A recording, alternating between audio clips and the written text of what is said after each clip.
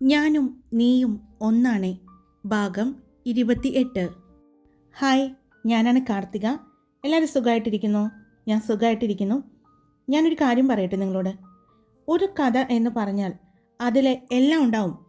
സങ്കടം ഉണ്ടാവും, ദേഷ്യം ഉണ്ടാവും, പിണക്കം, പരിഭവം, പ്രണയം, റൊമാൻസ്, അങ്ങനെ എല്ലാം കൂടി ചേരുമ്പോഴാണ് ഒരു സ്റ്റോറി വരുന്നത്. അതിൽ ഞാനൊരു സ്റ്റോറി ചെയ്യുമ്പോൾ അതിലൊരു വിഷമം വന്നു കഴിഞ്ഞാൽ ആ ദിവസത്തെ കമൻസ് നോക്കാൻ തന്നെ എനിക്ക് സങ്കടമാണ്. കാരണം എല്ലാം കൂടി ചേരുന്നതാണ് ഒരു സ്റ്റോറി എന്ന് പറയുന്നത്. പ്രണയം മാത്രം പറഞ്ഞുകൊണ്ട് പോയി കഴിഞ്ഞാൽ ആ സ്റ്റോറി നിങ്ങൾക്ക് എന്താ ഉള്ളത് ആ സ്റ്റോറിയിൽ കേൾക്കാൻ? പ്രണയം മാത്രമുള്ളതാണോ ഒരു സ്റ്റോറി? അറിയില്ല എനിക്ക്. ഒരു വില്ലനോ ഒരു വില്ലത്തിയോ വന്നാൽ മാത്രമാണ് നായകനായിക്കോട്ടെ നായികയ്ക്കായിക്കോട്ടെ എന്തെങ്കിലും ചെയ്യാനുണ്ടാകൂ. ആ സ്റ്റോറി മുന്നോട്ട് പോകൂ. നായകൻ മാത്രമുള്ള സ്റ്റോറി മുന്നോട്ട് പോവില്ല. നായകനും നായികയ്ക്കും ഒപ്പം വില്ലനോ വില്ലത്തിയോ കടന്നു വന്നാൽ മാത്രമേ ആ സ്റ്റോറി മുന്നോട്ട് പോകൂ. ദയവ് ചെയ്ത് മനസ്സിലാക്കൂ പ്ലീസ്. വിറയ്ക്കുന്ന കൈയോടെ അവൾ ആ മോതിരം വാങ്ങി. ഋഷി സൂര്യനെ ഒന്ന് നോക്കിക്കൊണ്ട് അവൻ്റെ കൈ മയൂരിക്ക് നേരെ നീട്ടി. എങ്ങോട്ടെങ്കിലും ഓടിപ്പോകാൻ പോലും അവൾക്ക് തോന്നിപ്പോയി. പക്ഷേ അതിനെ പോലും പറ്റാത്ത രീതിയിൽ തന്നെ ചങ്ങലയിൽ ആരോ ബന്ധിച്ചിരിക്കുന്നത് പോലെ അവൾക്ക് തോന്നി. കൈ താ മയൂരി, ഋഷി കടുപ്പിച്ച് പറഞ്ഞതും അവൾ അവളുടെ വിറയ്ക്കുന്ന ഇടത് കൈ അവൻ്റെ കയ്യിലേക്ക് വയ്ക്കാൻ പോയ ആ നിമിഷം മുന്നിലേക്ക് വന്ന സൂര്യൻ അവളുടെ കയ്യിൽ പിടിച്ച് വലിച്ച് അവനിലേക്ക് ചേർത്ത് നിർത്തി. ആർക്കും വിട്ടുതരാനല്ല സൂര്യൻ ഇവളെ സ്നേഹിച്ചത് എന്ന് പറഞ്ഞ് അവളുടെ കൈയും പിടിച്ച് വലിച്ച് അവൻ അവിടെ നിന്നും ഇറങ്ങി. അവളുടെ കൈ പിടിച്ച് വലിച്ച് അവൻ വേഗത്തിൽ നടന്നു. എന്താണ് സംഭവിക്കുന്നത് എന്ന് ഒരു നിമിഷമെടുത്തു എല്ലാവർക്കും മനസ്സിലാക്കാൻ. അപ്പോഴേക്കും സൂര്യൻ അവളെയും കൊണ്ട് മുന്നോട്ട് നീങ്ങി. തടയാൻ നിന്ന ഋഷിയെ അവൻ അടിച്ചു. ഋഷി തെറിച്ചു വീണു. അപ്പോഴേക്കും അവൻ്റെ അച്ഛനും അമ്മയും അവനെ വന്ന് പിടിച്ചെഴുന്നേൽപ്പിക്കാൻ ശ്രമിച്ചു. സൂര്യൻ്റെ കൈ മയൂരിയുടെ കയ്യിൽ ഞെരിഞ്ഞമർന്നു. അവൻ അവളെയും കൊണ്ട് അവൻ്റെ കാറിനടുത്തേക്ക് ചെന്നു. അവളെ കോ ഡ്രൈവിംഗ് സീറ്റിലേക്ക് തള്ളിയിട്ടു. അവൻ ഡ്രൈവിംഗ് സീറ്റിലേക്ക് കയറി. സൂര്യൻ്റെ കാർ പാഞ്ഞു പോയതും അതിന് പുറകെ ഓടി ജയദേവനും സൂര്യൻ്റെ ഏട്ടന്മാരും എത്തി. ജയ, അർജുൻ, പോയി വണ്ടിയെടുക്ക്. വേദദേവ് പറഞ്ഞതും അവർ വേഗം വണ്ടിയെടുക്കാനായി പോയി. എന്നാൽ സൂര്യൻ്റെ വണ്ടി വളരെ വേഗത്തിൽ റോഡിലൂടെ പാഞ്ഞു. പേടിയോടെ സൂര്യൻ്റെ മുഖത്തേക്ക് പോലും നോക്കാൻ പറ്റാതെ അവൾ മുന്നിലേക്ക് നോക്കിത്തന്നെ ഇരുന്നു. സീറ്റ് ബെൽറ്റ് ഇടാത്തത് കൊണ്ട് പല പ്രാവശ്യം അവൻ്റെ ആ വേഗതയിൽ അവൾ മുന്നിലേക്ക് ആഞ്ഞു പോകുന്നുണ്ടായിരുന്നു. അവൻ്റെ ദേഷ്യം മുഴുവൻ അവൻ ആ വണ്ടിയുടെ ആക്സിലേറ്ററിൽ തീർക്കുകയായിരുന്നു. അതിവേഗത്തിൽ പോയ ആ കാർ ഒരു ക്ഷേത്രത്തിൻ്റെ അടുത്താണ് നിന്നത്. വണ്ടി അവിടെ നിന്നതും സൂര്യൻ കാറിൻ്റെ ഡാഷ്ബോർഡ് തുറക്കുന്നതും അതിൽ നിന്ന് ഒരു ബോക്സ് എടുക്കുന്നതും അവൾ കണ്ടു. പിന്നെ വേഗം ഡ്രൈവിംഗ് സീറ്റിൽ നിന്നും ഇറങ്ങി അവൻ വന്ന് കോ ഡ്രൈവിംഗ് സീറ്റിൽ നിന്നും അവളെ പിടിച്ചിറക്കി. അവളുടെ കൈ പിടിച്ച് വലിച്ച് അവൻ അമ്പലത്തിൻ്റെ പടികൾ ഓടിക്കയറി. അത്രയും രാത്രിയായതുകൊണ്ട് തന്നെ അവിടെയെങ്ങും ആരും ഉണ്ടായിരുന്നില്ല. പക്ഷേ അമ്പലത്തിൻ്റെ പരിസരത്ത് ഭിക്ഷ എടുക്കുന്ന ആളുകളും മറ്റും റോഡ് സൈഡിൽ കിടക്കുന്നുണ്ട്. സൂര്യൻ അവളുടെ കയ്യിൽ പിടിച്ച് വലിച്ചുകൊണ്ടാണ് ആ പടികൾ മുഴുവനും കയറ്റിയത്. അവൻ നേരെ ആ അമ്പലത്തിനടുത്തുള്ള ആൽമരച്ചോട്ടിലാണ് നിന്നത്. അവൻ കുറച്ചുനേരം അവളുടെ മുഖത്തേക്ക് നോക്കി. അവൻ്റെ നോട്ടം തന്നിലേക്കാണെന്ന് അറിയാവുന്നത് കൊണ്ട് തന്നെ അവൾ മുഖമുയർത്തി നോക്കിയില്ല. സൂര്യൻ അവളുടെ കൈവിട്ടത് കണ്ടതും അവൻ ആ ആലിൻ്റെ പടികൾ കയറിപ്പോകുന്നത് അവൾ കണ്ടു. അപ്പോഴാണ് ആ ആൽമരച്ചുവട്ടിൽ ഒരു ദേവീ വിഗ്രഹം കാണുന്നത്. അതിൽ ചുവന്ന പട്ടും കുപ്പിവളകൾ എല്ലാം ഉണ്ട്. ഒരു തിരി മാത്രം അവിടെ കത്തി നിൽക്കുന്നു. ആ ആൽമരച്ചുവട്ടിലും തൊട്ടിലുകളും കുപ്പിവളകളും കുഞ്ഞു കുഞ്ഞു പാവകളും മഞ്ഞച്ചരടിൽ മഞ്ഞൾ കൊണ്ട് കെട്ടിയിട്ടിട്ടുണ്ട്. സൂര്യൻ അവിടെ ചെന്ന് ദേവിയുടെ കഴുത്തിൽ കുറേ മഞ്ഞച്ചരടുകൾ കിടക്കുന്നത് കണ്ടു. അതിൽ നിന്നും സൂര്യൻ ഒരു മഞ്ഞച്ചരട് ഊരിയെടുത്തു. ആ മഞ്ഞച്ചരടിൻ്റെ അറ്റത്തുള്ള മഞ്ഞൾ അവൻ ഊരിയെടുത്ത് ദേവി നടയിൽ തന്നെ വെച്ചു. പിന്നെ അവൻ പോക്കറ്റിൽ നിന്നും കാറിൽ നിന്നും എടുത്ത ആ ബോക്സ് എടുത്തു. അത് തുറന്ന് അതിലേക്കും പിന്നെ മയൂരിയുടെ മുഖത്തേക്ക് നോക്കി. അവൾ അപ്പോഴും അവൻ്റെ മുഖത്ത് തന്നെ നോക്കി നിൽക്കുകയാണ്. അവൻ്റെ മുഖത്തെ ആ ഭാവം എന്താണെന്ന് വായിച്ചെടുക്കാൻ ശ്രമിക്കുന്നത് പോലെ അവൾ നോക്കി. അവൻ അതിൽ നിന്നും എന്തോ എടുത്ത് ആ ബോക്സ് വലിച്ചെറിയുന്നത് അവൾ കണ്ടു. അവൻ ആ ദേവീ നടയിൽ വീണ്ടും ചെന്ന് നിൽക്കുന്നതും അവൾ കണ്ടു. അവൾ കണ്ണുകളടച്ച് കുറച്ചു നേരം പ്രാർത്ഥിച്ചു. മുത്തശ്ശിക്കും കുട്ടികൾക്കും ആപത്തൊന്നും സംഭവിക്കല്ലേ എന്നുള്ള പ്രാർത്ഥനയായിരുന്നു അപ്പോൾ അവളുടെ മനസ്സ് നിറയെ. കണ്ണു തുറക്കടി. പെട്ടെന്ന് മുന്നിൽ നിന്ന് സൂര്യൻ പറയുന്നത് കേട്ടതും അവൾ ഞെട്ടി കണ്ണു തുറന്നു. അവൾ കണ്ണു തുറക്കുമ്പോൾ കാണുന്നത് അവളുടെ മുഖത്തിന് നേരെ തൂങ്ങിയാടുന്ന ഒരു താലിയാണ്. അത് മഞ്ഞച്ചരടിൽ തൂങ്ങിക്കിടക്കുന്ന ഒരു താലി. അവൾ ഒരു ഞെട്ടലോടെ അവൻ്റെ മുഖത്തേക്ക് നോക്കി. ആ നിമിഷം അവൻ ആ മഞ്ഞച്ചരടിൽ കോർത്ത ആ താലി അവളുടെ കഴുത്തിലേക്ക് കെട്ടി. മയൂരി അവൻ്റെ കൈ തടയാൻ ശ്രമിക്കുന്നുണ്ട്. പക്ഷേ അവളുടെ കണ്ണുകളിലേക്ക് നോക്കി തന്നെയാണ് അവൻ ആ താലി അവളുടെ കഴുത്തിലേക്ക് കെട്ടുന്നത്. 3 കെട്ട് കെട്ടിയതും അവൻ കൈകളെടുത്തു. അവിടെ മുന്നിൽ ഒരു തട്ടത്തിലിരുന്ന കുങ്കുമത്തിൽ നിന്നും അവൻ കുങ്കുമം അവൻ്റെ മോതിരവിരലും തള്ളവിരലും കൂടി ചേർത്ത് നിറയെ എടുത്തു. അവളുടെ സീമന്തരേഖയിലേക്ക് നിറയെ ചാർത്തി. നിന്നെ മറ്റൊരുത്തനും വിട്ടുകൊടുക്കാനല്ല സൂര്യൻ സ്നേഹിച്ചത്. പറയ്, ഈ ദേവിയുടെ മുന്നിൽ വെച്ച് പറയ്, നീ എൻ്റെ പെണ്ണല്ലേ? നീ സ്നേഹിച്ചത് ഈ സൂര്യനാരായണനെ അല്ലേ?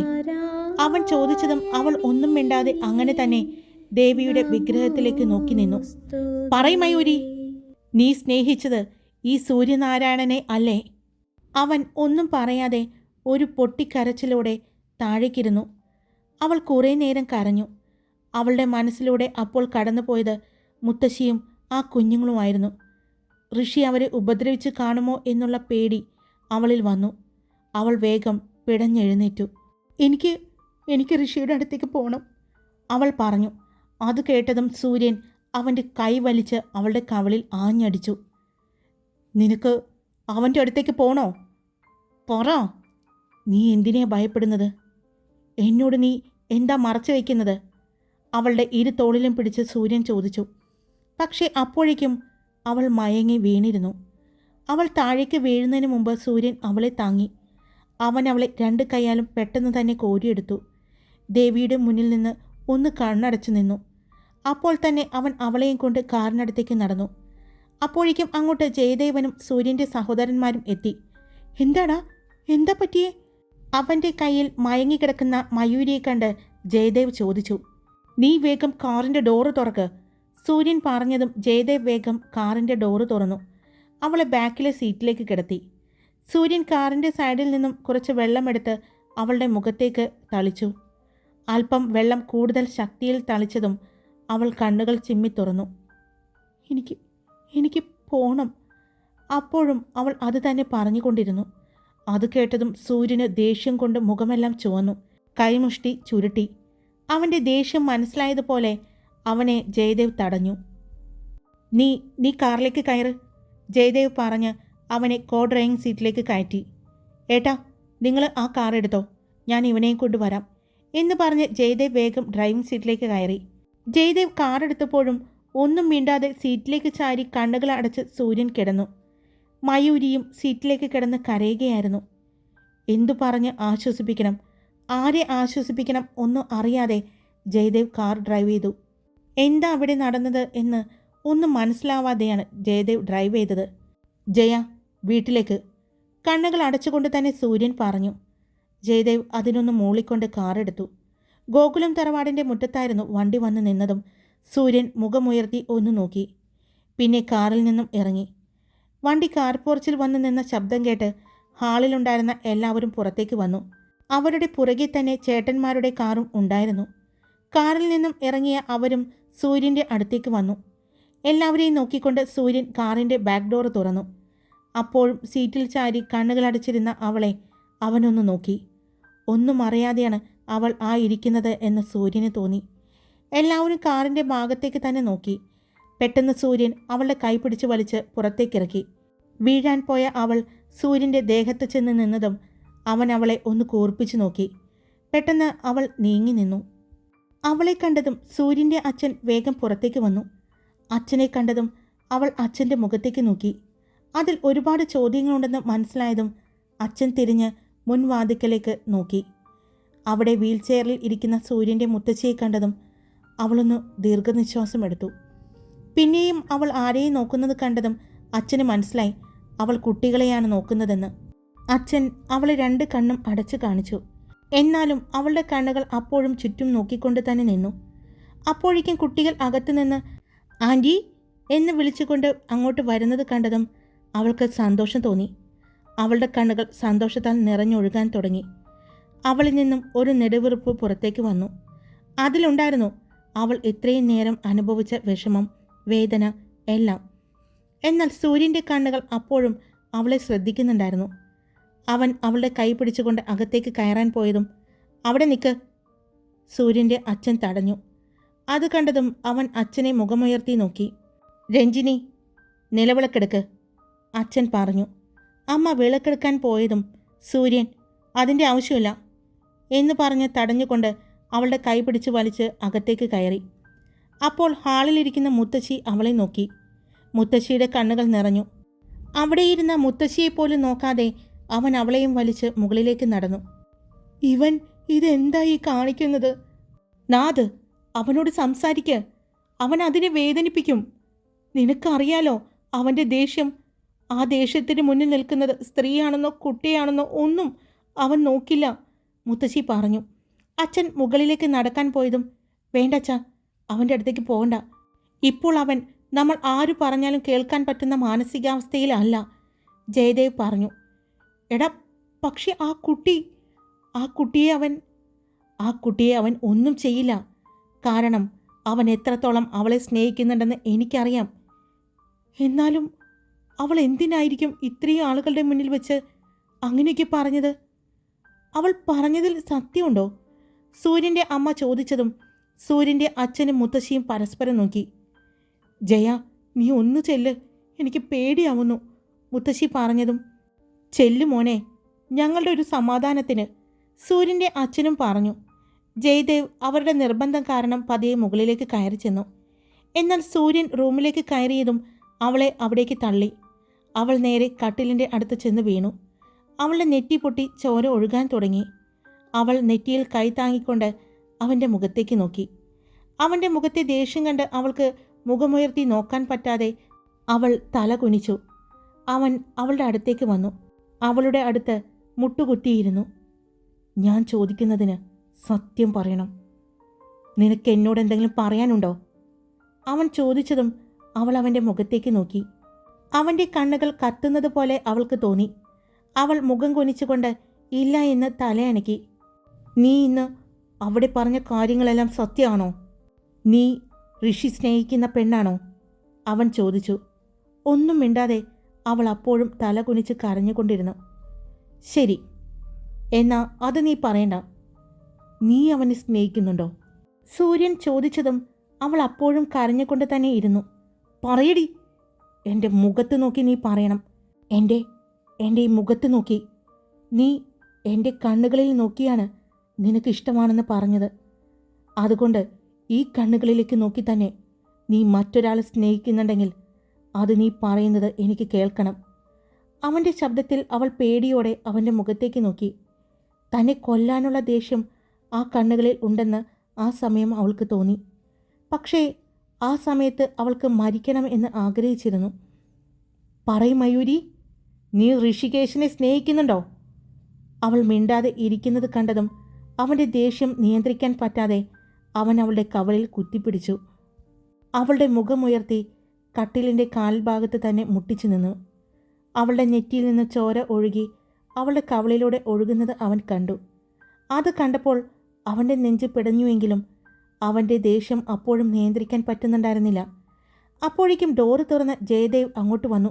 എടാ സൂര്യ, നീ ഇതെന്തീ കാണിക്കുന്നത് എന്ന് പറഞ്ഞുകൊണ്ട് അവളുടെ കവളിൽ അവൻ കുത്തിപ്പിടിച്ചിരുന്ന കൈ അവൻ വിടിക്കാൻ ശ്രമിച്ചു. എടാ വിടടാ എന്ന് പറഞ്ഞ് അവൻ സൂര്യനെ പിടിച്ച് എങ്ങനെയൊക്കെ വലിച്ചെഴുന്നേൽപ്പിച്ചു. അപ്പോഴേക്കും അവൻ്റെ ശബ്ദം കേട്ട് എല്ലാവരും അങ്ങോട്ട് വന്നിരുന്നു. കട്ടിലിൻ്റെ കാൽഭാഗത്ത് നെറ്റിയിൽ നിന്നും ചോര ഒലിപ്പിച്ചിരിക്കുന്ന മയൂരി കണ്ടതും അർജുനേട്ടാ ഒന്ന് നോക്ക്, ജയദേവ് പറഞ്ഞതും അർജുൻ വേഗം അവിടെ വന്ന് ഇരുന്നു. അവളുടെ നെറ്റിയിൽ നോക്കി. ഫസ്റ്റ് എയ്ഡ് ബോക്സ് എടുത്തിട്ട് വാ രക്ഷ എന്ന് പറഞ്ഞതും വേഗം രക്ഷ ഫസ്റ്റ് എയ്ഡ് ബോക്സ് എടുത്തുകൊണ്ടുവന്ന് കൊടുത്തു. അപ്പോഴേക്കും ജയദേവ് സൂര്യനെ വട്ടം പിടിച്ച് നിൽക്കുകയാണ്. സൂര്യൻ്റെ കണ്ണുകൾ അപ്പോഴും മയൂരിയിൽ തന്നെയായിരുന്നു. കണ്ണുകൾ മുറുക്കി അടച്ചിരിക്കുന്ന അവളെ കണ്ടപ്പോൾ അവളുടെ നെറ്റിയിൽ നിന്നും അപ്പോഴും ചോര ഒലിക്കുന്നത് കണ്ടതും അവൻ ജയദേവിൻ്റെ കയ്യിൽ നിന്നും കുതറിക്കൊണ്ട് അവിടെ നിന്നും പുറത്തേക്ക് ഇറങ്ങിപ്പോയി. അവൻ പുറത്തേക്ക് പോകുന്നത് കണ്ടതും ജയദേവ് ഒന്നുകൂടി മയൂരിയെ നോക്കിക്കൊണ്ട് വേഗം അവൻ്റെ പുറകെ പോയി. അവൻ അവിടെ തന്നെ അവൻ്റെ മറ്റൊരു പ്രൈവറ്റ് റൂമിലേക്കാണ് കയറിയത്. അവൻ അങ്ങോട്ട് കയറിപ്പോകുന്നത് കണ്ടതും ജയദേവ് വേഗം ഓടിച്ചെന്നു. അവൻ ആ റൂമിൻ്റെ ബാൽക്കണി ഡോർ തുറന്ന് അവിടെ പോയി അവിടെയുള്ള കൗച്ചിലിരുന്നു. തല കുനിച്ച് തലയിൽ മുടികൾ കോർത്ത് പിടിച്ച് വലിച്ചിരിക്കുന്ന സൂര്യനെ കണ്ടതും ജയദേവ് അവൻ്റെ അടുത്തേക്ക് ചെന്നു. എന്താടാ, എന്താ നീ കാണിക്കുന്നേ? എടാ, പെട്ടെന്ന് അവൻ ചാടി എഴുന്നേറ്റുകൊണ്ട്, അവളൊന്നും ചെയ്തിട്ടില്ലെന്ന് എനിക്കറിയാം. പക്ഷേ അവളെന്തോ ഭയക്കുന്നു. അവളെന്താ എന്നോടത് പറയാത്തേ? എന്തിനാ അവൾ പേടിക്കുന്നത്? എന്തോ നമ്മൾ ആരും അറിയാത്ത സംഭവിച്ചിട്ടുണ്ട്. അവളത് തുറന്ന് പറയാത്തതിൻ്റെ ദേഷ്യമാണ്. എന്നെ ഇഷ്ടമല്ല എന്ന് പറഞ്ഞതിൻ്റെ ദേഷ്യമല്ല എനിക്ക്. അവിടെ വെച്ച് അവൾ സ്വയം മോശക്കാരിയാവാൻ ശ്രമിക്കുന്നത് കണ്ട് ആ ദേഷ്യമാണ് എനിക്ക് അവളോട്. ഇത്രയും നാൾ കൊണ്ട് തന്നെ അവളെ എനിക്ക് നന്നായിട്ടറിയാം. അവളെന്തോ ഇന്ന് നന്നായി ഭയപ്പെട്ടിട്ടുണ്ട് ജയ. അല്ലാതെ അവൾ ഒരിക്കലും ഋഷിയെ സ്നേഹിക്കുന്നു എന്ന് പറയില്ല. പക്ഷേ ഇന്ന് അത്രയും കൂടി നിന്ന ജനങ്ങളുടെ മുന്നിൽ വെച്ച് അവളെ അവൻ ചേർത്ത് പിടിച്ച് അച്ഛൻ്റെയും അമ്മയുടെയും മുന്നിൽ അവൾ സ്വയം ചീത്ത പെണ്ണായി മാറി. അല്ലാതെ നിനക്ക് തോന്നുന്നുണ്ടോ ജയ അവൾക്ക് എന്നെ ഇഷ്ടമല്ല എന്ന്? അവൾ ഋഷിയെ സ്നേഹിക്കുന്നുണ്ടെന്ന്? സൂര്യൻ പറയുന്നത് കേട്ടതും ജയദേവ് അമ്പരപ്പോടെയാണ് അവനെ നോക്കിയത്. അപ്പോൾ സൂര്യ, നീ ആ ദേഷ്യത്തിലാണോ അവളെ ഇത്രയും ഉപദ്രവിച്ചത്? അല്ലാതെ അവൾ തെറ്റ് ചെയ്തു എന്ന് തോന്നിയത് കൊണ്ടല്ല? ആ ഋഷി പറഞ്ഞത് മുഴുവൻ നീ വിശ്വസിച്ചത് കൊണ്ടല്ല? നീ പോടാ. നീ എന്നെ അങ്ങനെയാണോ കാണുന്നത്? അവൾ എൻ്റെ പെണ്ണാ. ഈ നെഞ്ചിലെ ചൂടിൽ കിടക്കുമ്പോഴും ഞാൻ കണ്ടിട്ടുണ്ട് അവളുടെ പ്രണയം. അവൾക്ക് എന്നോട് പറയാനുള്ളതെല്ലാം അവൾ ഈ നെഞ്ചിലെ ചൂടിൽ കിടന്ന് പറഞ്ഞിട്ടുണ്ട്. അതിലൊരിക്കലും ഒരു കള്ളവും അവൾ കാണിച്ചിട്ടില്ല. പക്ഷേ ഇന്ന് അവൾ അങ്ങനെ പറയാനുള്ള കാരണം നിനക്കറിയോ? എത്ര തവണ ഞാൻ അവളോട് ചോദിച്ചു എന്നറിയോ? അവൾ ഇതുവരെയും ഒന്നും പറഞ്ഞിട്ടില്ല. അതാണ് എന്നെ ദേഷ്യപ്പെടുത്തുന്നത്. നീ ഒന്ന് ആലോചിച്ച് നോക്ക് ജയ. നാളെ അവൾക്ക് പുറത്തിറങ്ങി നടക്കാൻ പറ്റുമോ? ഇതെല്ലാം അറിഞ്ഞ മീഡിയാസ്, നാട്ടുകാർ, അവിടെ അവളുടെ അച്ഛൻ്റെയും അമ്മയുടെയും അവസ്ഥ ഒന്നും ആലോചിക്കാതെ അവൾ ഇങ്ങനെയൊക്കെ വിളിച്ച് പറഞ്ഞത്. അപ്പോൾ സൂര്യ, നീ പറഞ്ഞതോ? എടാ, അവൾ അങ്ങനെയെങ്കിലും സത്യം പറയട്ടെ എന്ന് കരുതിയാ ഞാനും അങ്ങനെയൊക്കെ പറഞ്ഞത്. പിന്നെ എൻ്റെ ദേഷ്യവും. സൂര്യ, അതാണ് ഏറ്റവും കൂടിപ്പോയത്. നീ പറഞ്ഞത് അറിയാം, എനിക്കറിയാം. പക്ഷേ എന്നെ ഇഷ്ടമല്ല എന്ന് വെറുതെയാണെങ്കിൽ കൂടി അവൾ പറഞ്ഞു. ആ ദേഷ്യം, അവൻ അവളെ ചേർത്ത് പിടിച്ചപ്പോൾ ഉണ്ടായ ആ ദേഷ്യം, ഞാൻ ഇഷ്ടപ്പെടുന്നത് ഋഷിയാണെന്ന് പറഞ്ഞപ്പോൾ ഉണ്ടായ ആ ദേഷ്യം, അതെല്ലാമാണടാ ഞാൻ. സൂര്യൻ പറയുമ്പോൾ അവൻ്റെ കണ്ണുകൾ നിറയുന്നത് ആദ്യമായി ജയദേവ് കണ്ടു. പിന്നെ അവളെ ഞാൻ സ്നേഹിച്ചത് വിട്ടുകൊടുക്കാനാണെന്ന് നീ കരുതിയോ? ഒരാൾക്കും വിട്ടുകൊടുക്കാനല്ല ഞാൻ അവിടെ നിന്ന് അത്രയും പറഞ്ഞത്. പിന്നെ എന്തോ സംഭവിച്ചിട്ടുണ്ട്. എനിക്ക് 100% ഉറപ്പാണ്. അതറിയാവുന്ന മറ്റൊരാൾ കൂടിയുണ്ട് നമ്മുടെ കൂട്ടത്തിൽ, എൻ്റെ അച്ഛൻ. അവർ രണ്ടുപേരും എന്തിനോ ഭയപ്പെടുന്നുണ്ട്. അത് ഞാൻ കണ്ടു. അവർക്ക് എന്നെ വിശ്വാസമില്ലടാ. എന്താണെങ്കിലും അത് എന്നോട് പറയാൻ അവരെന്തിനാ പേടിക്കുന്നത്? എന്ത് പ്രശ്നമാണെങ്കിലും അത് സോൾവ് ചെയ്യാൻ ഈ സൂര്യന് പറ്റുമെന്ന് എൻ്റെ അച്ഛനും അറിയാലോ. എടാ, കുറച്ച് കാലം കൊണ്ട് തന്നെ അവൾക്കും എന്നെ അറിയാം എന്ന എൻ്റെ വിശ്വാസം. എന്നിട്ടും അവൾ മറച്ചു വയ്ക്കുന്നുണ്ടെങ്കിൽ അത് എന്തോ വലിയ കാര്യം തന്നെയാണ്. അത് ഞാൻ കണ്ടുപിടിച്ചോളാം. പക്ഷേ എനിക്ക് അവളുടെ നാവിൽ നിന്ന് തന്നെ അറിയണം. അതുവരെ ഞാൻ അവളോട് ക്ഷമിക്കില്ല. അത് പറയുമ്പോൾ വീണ്ടും സൂര്യൻ്റെ മുഖത്ത് ദേഷ്യം വരുന്നത് ജയദേവ് കണ്ടു. പെട്ടെന്ന് അവൻ തിരിഞ്ഞ്, എടാ, അവൾക്ക് എന്തെങ്കിലും പറ്റിക്കാണുമോ? നീ ഒന്ന് പോയി നോക്കിക്കേ. സൂര്യൻ പറഞ്ഞതും ജയദേവ് അവൻ്റെ മുഖത്തേക്ക് ദേഷ്യത്തോടെ നോക്കി. നീ പോയി നോക്ക്, നീ താലി കെട്ടിയാ? അത്രയും പറഞ്ഞ് ജയദേവ് നിർത്തിക്കൊണ്ട്, അല്ല, ആ താലി എവിടെ നിന്ന് കിട്ടി? ജയദേവ് ചോദിച്ചതും അത്രയും നേരം ദേഷ്യത്തോടെ നിന്ന സൂര്യൻ്റെ ചുണ്ടിൽ ഒരു ചെറിയ പുഞ്ചിരി വിരിഞ്ഞു. അത് ഇന്നലെ അവളുടെ കയ്യിലിടാൻ റിങ് വാങ്ങാൻ പോയിരുന്നു ഞാൻ. അവിടെ വെച്ച് ഒരു താലി കണ്ടു. എനിക്കത് ഒത്തിരി ഇഷ്ടമായി.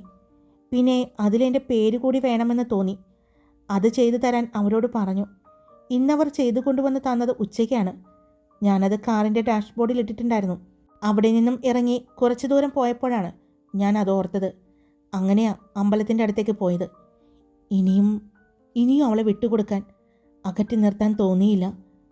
കാരണം നാളെ മുതൽ അവളെ മറ്റുള്ളവർ വേറെ രീതിയിൽ കാണൂ. പിന്നെ അവൻ, ആ ഋഷി, ഇനിയും എൻ്റെ പെണ്ണിൻ്റെ നേരെ ഒന്ന് നോക്കുക കൂടി ചെയ്യരുതെന്ന് തോന്നി.